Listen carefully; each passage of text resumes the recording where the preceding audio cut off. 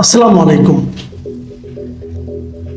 একটা প্রশ্ন আমি আজকে সারাদিন এবং গতকালকেও আমাকে অনেকে করেছেন। প্রশ্নটা এমন, তারা জানতে চেয়েছেন শেখ হাসিনা কি আবার ফিরে আসতে পারেন। মানে তারা জানতে চেয়েছেন এই যে ফিরে আসাটা, এটা কেবল শারীরিকভাবে ফিরে আসা নয়, অথবা তাকে বাংলাদেশের কোনো একটা সরকার দেশের বাইরে থেকে তাকে নিয়ে এলো, এরকম নয়। সেরকম হলে তো তার বিচার হবে, কিন্তু তারা সে আশঙ্কা করছেন না। তারা বলতে চাচ্ছেন শেখ হাসিনা কি আবার আগের মতো ক্ষমতায় ফিরে আসতে পারেন। এই আশঙ্কাটা অনেকের কাছে মনে হবে যে এটা একটা হাস্যকর ব্যাপার, হাস্যকর চিন্তা মনে হতে পারে, কিন্তু আমার কাছে যখন বহু লোক এই প্রশ্নটা করেছেন, আমি নিজেও প্রথম দিকে বুঝিয়ে দিয়েছি এটা কিভাবে সম্ভব।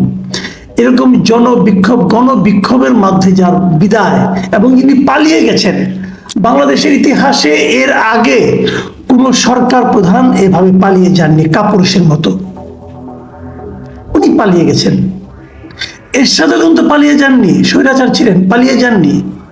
উনি নিজে আত্মসমর্পণ করেছেন অথবা তাকে জেলে নেওয়া হয়েছে, উনি জেলে থেকেছেন, কিন্তু পালিয়ে যাওয়ার মতো কাপুরুষতা, কাওয়ার্ড উনি ছিলেন না।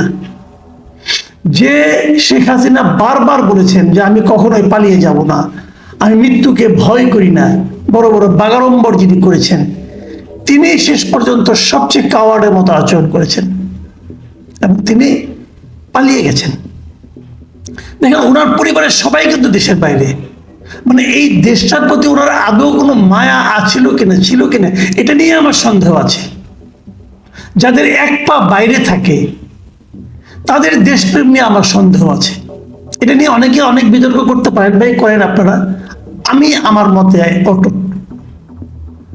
যাদের এক পা বিদেশে থাকে, মনে করেন তার বিদেশে নাগরিকত্ব আছে, তার ছেলে মেয়েরা বিদেশের নাগরিক, অথবা তারা ওনার স্ত্রী পুত্ররা অথবা স্ত্রী স্বামীরা বিদেশের নাগরিক, তাদের এক পা বিদেশে, এদের দেশপ্রেম নিয়ে আমার আপত্তি আছে এবং এদেরকে কোনো গুরু দায়িত্ব দেওয়াতেও আমার আপত্তি আছে।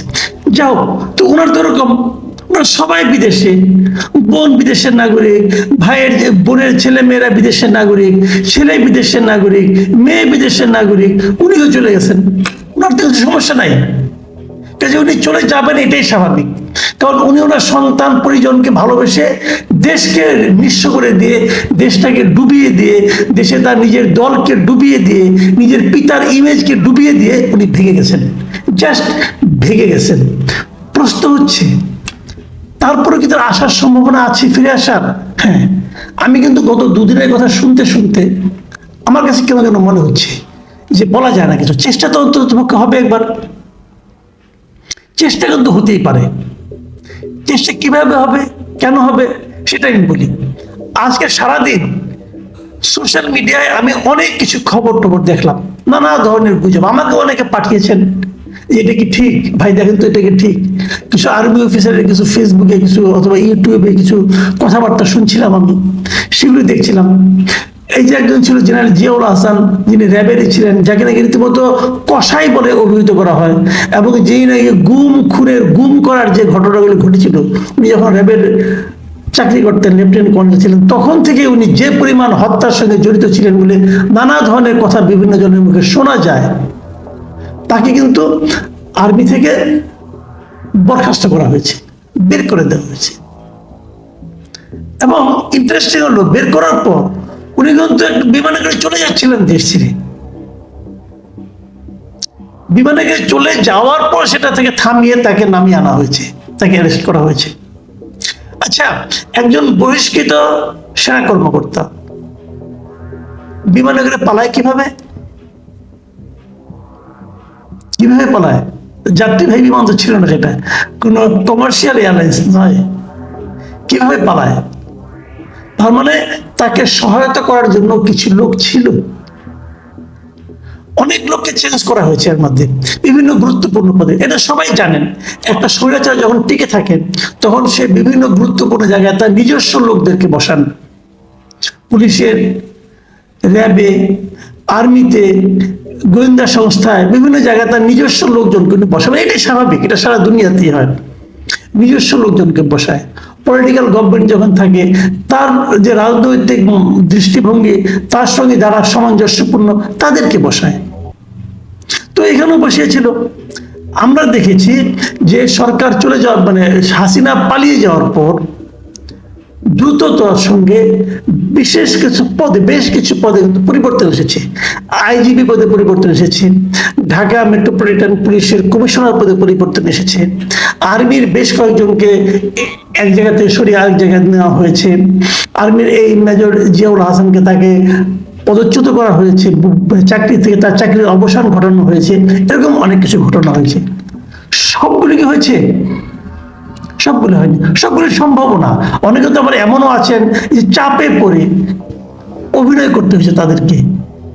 তারা হয়তো সরকারের এই সমস্ত রাজনৈতিক যে নোংরা কাজগুলো সেগুলো করতে চাননি, কিন্তু তাদের হয়তো করতে বাধ্য হয়েছে, তাদেরকে বাধ্য করা হয়েছে, হতে পারে, কিন্তু আমি অস্বীকার করছি না। যেটা এতদিন তারা অস্বীকার করেছে তার তো অস্তিত্ব বেরিয়ে এলো। এটার তৈরির সঙ্গে যারা জড়িত তারা কোথায়?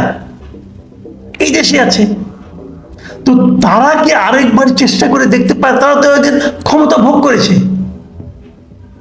তারা তো এতদিন ক্ষমতা ভোগ করেছে, এখন তারা কি আরেকবার চেষ্টা করতে পারে না যে আমি পৃথিবীর সব দেশে, যত দেশে বিপ্লব হয়েছে এবং বিপ্লবের পর যখন স্বৈরাচারী শাসককে পালিয়ে যেতে হয়েছে অথবা নিহত হয়েছে অথবা ক্ষমতাচ্যুত হয়েছে, সবসময় দেখা গেছে বিপ্লবের পর একটা প্রতি বিপ্লব হয়, অন্তত প্রতি বিপ্লবের চেষ্টা হয়। কাজে যারা এই আশঙ্কাগুলি করছেন, আমি এগুলিকে কিন্তু একদম গুজব হিসেবে উড়িয়ে দিই না, আবার সত্য বলে মেনেও নেই না। কিন্তু আমি যে কথাটা বলি সেটা হলো, নতুন যারা এসেছেন, বিপ্লবের ফসল যাদের হাতে এখন, তাদেরকে আমি অনুরোধ করব যে আপনাদের কিন্তু সতর্ক হতে হবে। আমি ব্যক্তিগতভাবে এই পরিবর্তনের পক্ষে, এটা আমার ব্যক্তিগত অভিমত, হতেই পারে যে কারো একজন অভিমত থাকতে পারে। আমি ব্যক্তিগতভাবে এই পরিবর্তনের পক্ষে, কাজে আমি চাই না যে এই পরিবর্তনটা আবার হাতছাড়া হয়ে যাক সামান্য অসাবধানতার জন্য। সৌভাগ্যের কথা, আজকে আমাদের অন্তর্বর্তীকালীন সরকারের প্রধান হিসেবে ডক্টর ইউনূস শপথ নিচ্ছেন। উনি দায়িত্ব নেবেন, উনি পুরো প্রশাসনকে নিজের হাতে নেবেন। আমি মনে করি প্রথমেই খেয়াল রাখতে হবে এই বিষয়টার উপর যে প্রতি বিপ্লবী যারা আছেন তাদের সম্ভাব্য যত সেটা দুর্বল প্রচেষ্টাই হোক না কেন, সেটাকে থামিয়ে দিতে হবে। না থামালে কিছুই বলা যায় না। ছোট্ট একটা ঘটনা থেকে কিন্তু অনেক বড় কিছু হতে পারে। আমরা তো দেখেছি যে সামান্য একটা কোটা সংস্কার আন্দোলন থেকে কিভাবে একটা স্বৈরাচারী পতন ঘটেছে। ঘটনাটা ছোট্ট ছিল, ছোট্ট ঘটনা থেকে কিন্তু অনেক বড় কিছু ঘটে।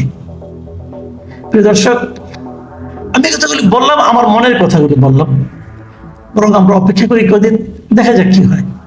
আল্লাহ হাফেজ।